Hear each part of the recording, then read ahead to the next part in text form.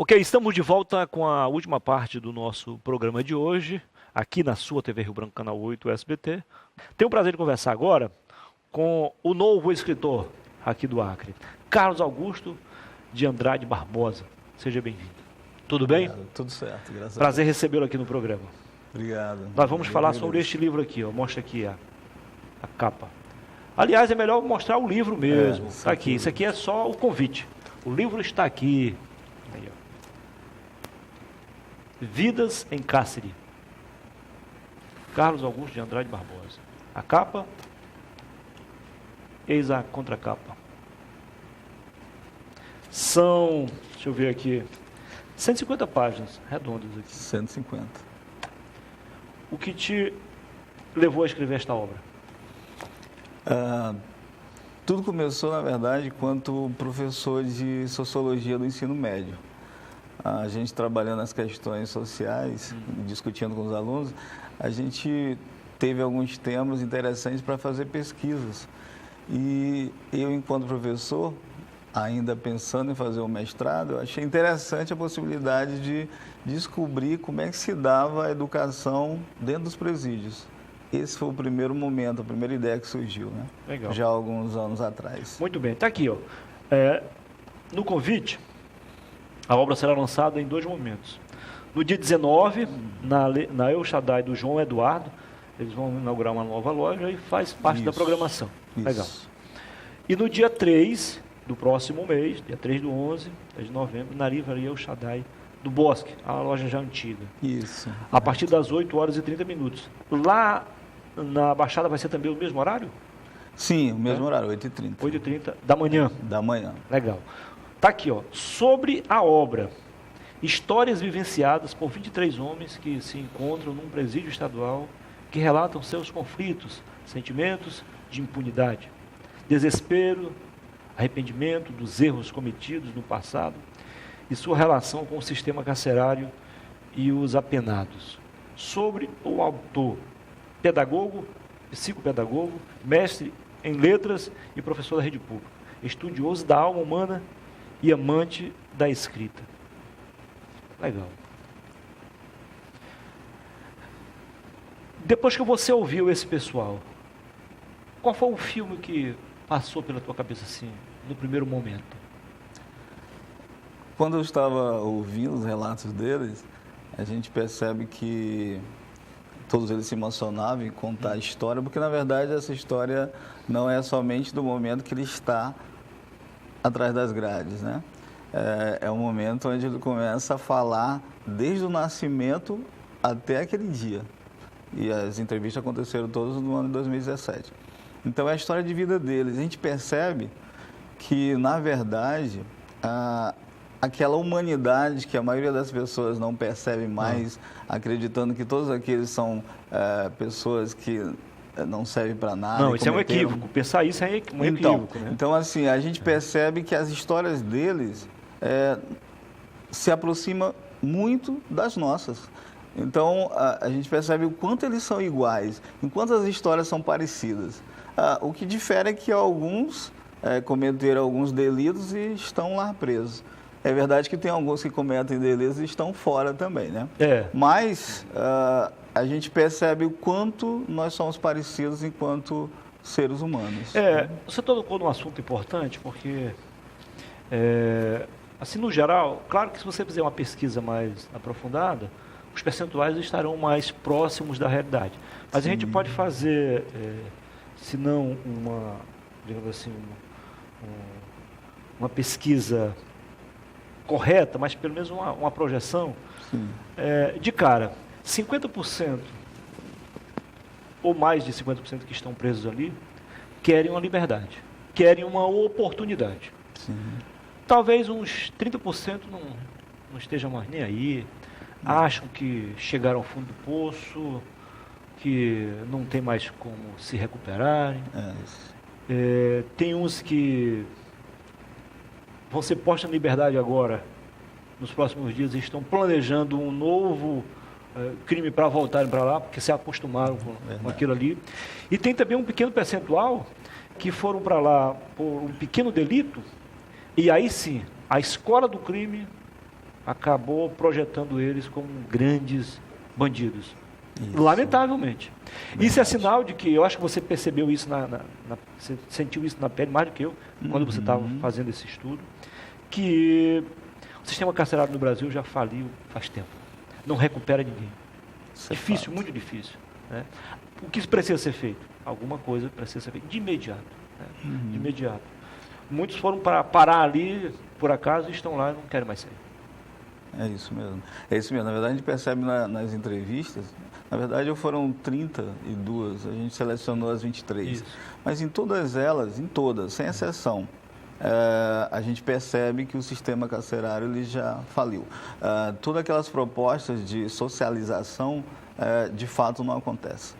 Né? O que você falou é correto. A maioria estão lá por alguns crimes até pequenos e acabam, por conta de contatos com outros que realmente fizeram, né, e cometeram algumas coisas bem complicadas, difíceis, se enveredando para aquele lado. Mas a gente percebe que a grande maioria tem interesse, sim, de sair, de ter uma possibilidade de uma proposta que venha mudar aquela vida, que venha pagar. Mesmo sabendo que é muito difícil, né? Aquela história de quem foi preso e de repente sair e poder, então, ter uma vida nova, com novas possibilidades, porque a sociedade, infelizmente, ainda tem muito preconceito quanto a isso.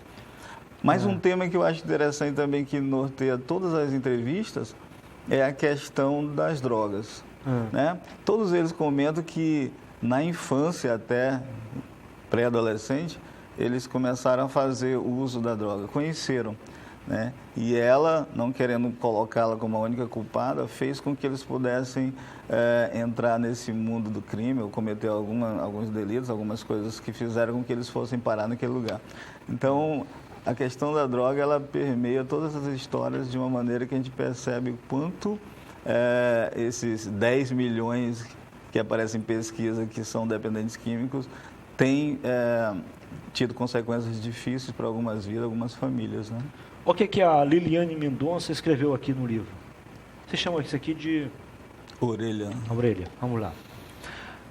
A obra Vidas em Cárceres nos traz o depoimento de vários detentos da unidade de regime fechado número 3, em Rio Branco, Acre, e emociona por ser repleta de sentimentos tais como ódio, arrependimento, amor e medo, nos mostrando o lado humano desses homens. Os detentos nos contam suas histórias de vida, em sua maioria impregnadas pelas drogas, pela violência e pela miséria, que os levaram a cometer crimes e por eles serem punidos. Leitura empolgante, que nos faz pensar e perceber o quanto somos todos iguais em nossa humanidade e o quanto é falho o sistema carcerário, que não ajuda em nada para que os detentos se recuperem de fato. Vidas em Cárcere nos abre um universo de possibilidade para novas reflexões. A escritora Liliane Mendonça. Escritora e tradutora. Escritora e tradutora. Conhecida lá do E mais aqui, o Maximiliano Dantas, professor e escritor, diz o seguinte: Carlos Augusto é um grande ser humano que se preocupou nessa sua primeira publicação em dar voz àqueles que não são ouvidos, por mais que gritem, mostrem de maneira simples e objetiva como viviam os 23 entrevistados antes de serem presos, como também a vida atrás das grades, como é também a vida atrás das grades, e principalmente o que desejam quando estiverem livres novamente. É um eterno aprendiz que está sempre estudando e fazendo cursos que possibilitam estar sempre antenado com as questões sociais, educacionais e políticas. Já é mestre e tem experiência no magistério, no ensino fundamental, médio e superior. Ele gosta de desafios e com certeza deixará o leitor impressionado com a sensibilidade com que conta-nos uma pequena fração desta triste realidade, a vida dos encarcerados. Sucesso, meu amigo. Aí, para enriquecer ainda mais o conteúdo do livro. São dois amigos seus. Sim, dois conhecidos escritores. Um daqui do Acre e outro lá do sul do país, Paraná. Está aqui, serviço ilícito. O CC, 24 anos, é uma organização? Não, essas abreviações são dos nomes deles. Ah, a gente não nomes. pôde colocar o nome completo, Tá. A gente coloca só as iniciais e a idade. Em busca da felicidade. Mesmo sabendo que a grande maioria estavam dispostos a colocar Sim. o nome completo, porque não tinha nenhum problema, nada de uma informação que pudesse... Ele já não tem mais o que esconder. Então, é verdade. Então, eu decidi, junto com a editora Casuar, a gente não colocar o nome. Eu sei. Né? O vício que prende, perda ou conquista, eis a questão. São histórias... Crime cibernético. Tem todo tipo de crime aí, todo tipo de Caça de coisa que você pode político. imaginar. Pessoas do exterior. Escolhas erradas. É É o livre-arbítrio, né? Nós temos o direito de escolher o Exatamente. que é certo e o que é errado. Alguns estão mal por causa de Você algum sente-se parcialmente realizado depois desta obra? Eu penso que depois que eu realizei as entrevistas, e a intenção primeira era somente aquela questão da educação, como é que se dava ali dentro do presídio, eu percebi que eram histórias assim emocionantes, que precisavam ser propagadas para mais gente ler, não somente ficar comigo. Não podia ser egoísta. São histórias assim muito fascinantes, emocionantes, que nos ajudam a entender que o ser humano ele passa por esses problemas sem exceção. E alguns conseguem dar uma volta por cima e transformar a vida, né? Como alguns casos aqui que foram transformados lá dentro. É verdade. Mas que precisava a nossa cidade, o nosso estado, o nosso país, inclusive está vendendo no Brasil todo, no livro, conhecer um pouquinho dessas histórias, até porque a gente nos humanize mais ainda, né? Eu ia mostrando o convite, aí resolvi mostrar o livro, mas está aí, volta aí o convite, que fala sobre os dois lançamentos. Isso, são dois momentos. Você teve um incentivo, um apoio da livraria? Sim, a livraria abriu espaço para que a gente pudesse, na inauguração de uma das lojas dela, que vai ser inaugurada dia 19, lá na Baixada, a possibilidade de estarmos lá, né, vendendo o livro, fazendo uma sessão de autógrafo. Então, a gente aproveita e já agradece, né, mais uma vez o espaço. Aqui no que a gente pode chamar de rodapé, o endereço eletrônico da editora. Isso. E aí é ilustrado com essa foto aqui. Dá um close nessa foto também. Define essa expressão aí desse rapaz. Então, esse é um artista lá de São Paulo, né, que ele trabalha com fotos e ele tira as fotos dele e a gente aproveitou para utilizá-lo no livro. Porque a princípio alguém, por exemplo, por que não colocou uma foto de repente com uma pessoa dentro de uma cela, Isso, né, atrás das grades, aparecendo aquela luzinha lá na janela, mas aquilo parece aquelas prisões da Idade Média, enfim, acho que não daria certo para 2018. E a gente pegou esse rapaz, a princípio ele estava cheio de rachadura, seco, né? Estava rachado, e a possibilidade de vir alguma luz de dentro, ou uma luz no fim do túnel, ou uma possibilidade de uma nova vida, né? Então ela caracteriza exatamente isso, a possibilidade de transformar uma vida, mesmo dentro desse subsolo de uma prisão, de um presídio, numa vida melhor, né? Desde que ele tenha vontade, tenha desejo e acredite que Deus possa fazer realmente a mudança na vida dele, né? Aqui no prefácio você usou uma frase, olha só. Não há batismo tão profundo que o amor de Deus não seja ainda mais profundo. É de uma escritora holandesa.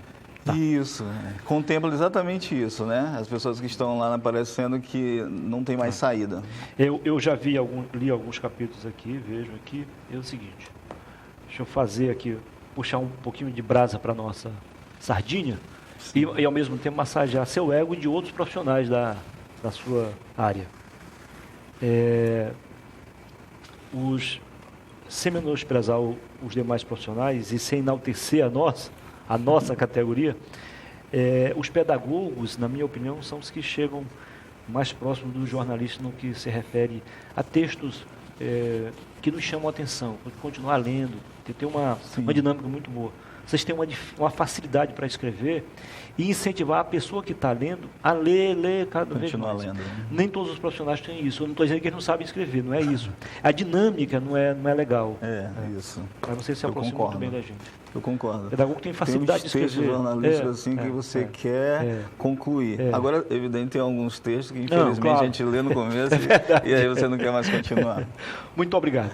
Caso queira acrescentar algo, fique à vontade. Parabéns pela iniciativa e pela obra. Eu quero só agradecer o espaço da TV Rio Branco, né, que nos dá a possibilidade de divulgar, né, esses lançamentos e aproveitar toda a comunidade, toda a sociedade de Rio Branco para estar lá nesses 2 dias, dia 19, né, e também dia 3 de novembro, a partir das 8h30, nessas 2 lojas. A primeira, com a grande inauguração, né, da loja lá na Baixada Sobral, lá próximo das 4 Bocas. E também dia 3, lá na loja no Bosque, já conhecida, antiga na cidade. Vocês são nossos convidados especiais. Ok. Estaremos lá nos 2 ambientes, nas 2 festas. E parabéns ao Shaddai pela iniciativa também, né, de apoiar. Isso. Muito verdade. bem. Obrigado. O programa volta na próxima terça-feira, porque amanhã é sexta-feira de debate aqui. O entrevistado será Márcio Bittar, o novo senador do povo acreano. E na segunda-feira tem programa da Jô. Só a TV Rio Branco faz isso para você. Programas diversificados, para você não perder nenhum lance. Ok? Tenham todos uma ótima quinta-feira, uma excelente noite e bons sonhos. Valeu, pessoal. Volto amanhã, mas com o Rio Branco Esporte, às 11h30, com o Fernandes e toda a equipe.